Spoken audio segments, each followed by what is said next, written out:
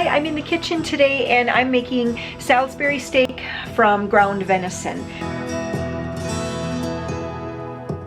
I don't know what order these videos are going to be coming out in, so you'll see that I'm in my hat here today. We were planting trees. We picked up 75 trees this morning from the Land Conservation Corps. We were going to have to get back out and plant trees, but I thought I better come in quick, get some supper stuff going because I didn't really have anything in the freezer ready to go. This is a recipe that I originally got from Taste of Home magazine. It doesn't even say on here anymore how old it is, but there's my recipe card and it's kind of a mess.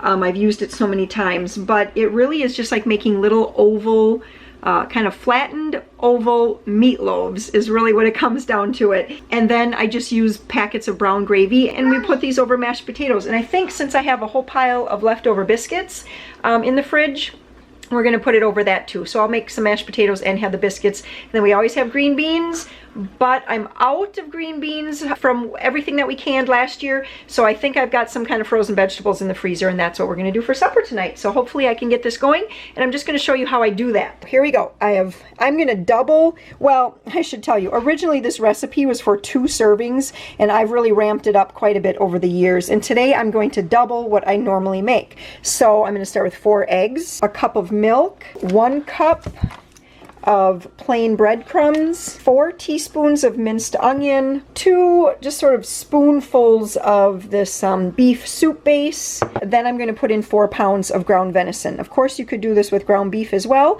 I would just choose kind of a lean, you know, something a little on the leaner side so there isn't so much grease left behind.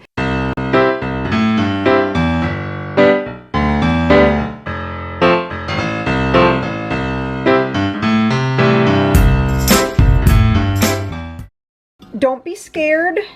Right now, I know it looks a little bit like, you know, I'm not even going to say it, but it looks a little bit like that. And it just kind of makes a nice slurry. And now I'm just going to put in my 4 pounds of ground venison next.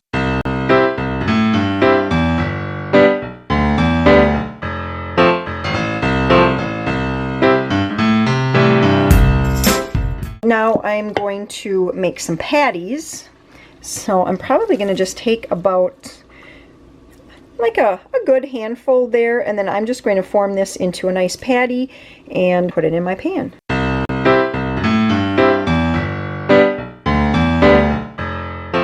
Okay, so here are my pans all finished up.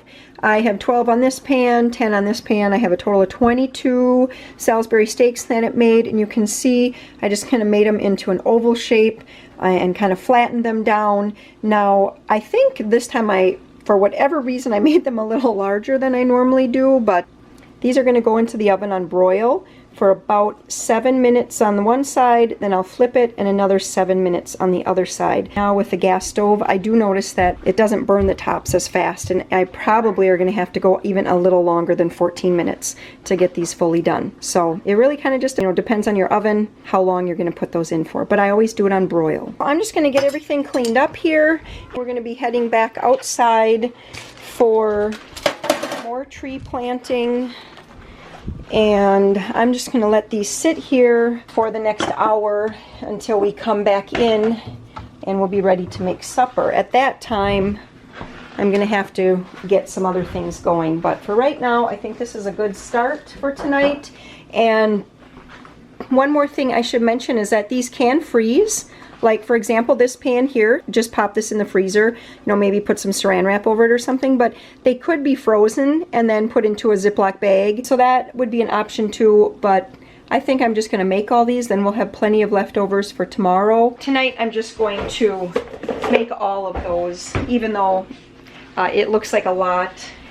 But I just never know who's going to be around with older kids, and then when they start having boyfriends, girlfriends, sometimes you just never know who's going to be here, and I'd rather have enough than not enough, and we can always use the rest of them for leftovers tomorrow, because we may still be planting trees tomorrow. I don't really know how this is going to go, because yeah, you just don't know. So anyways, that is it.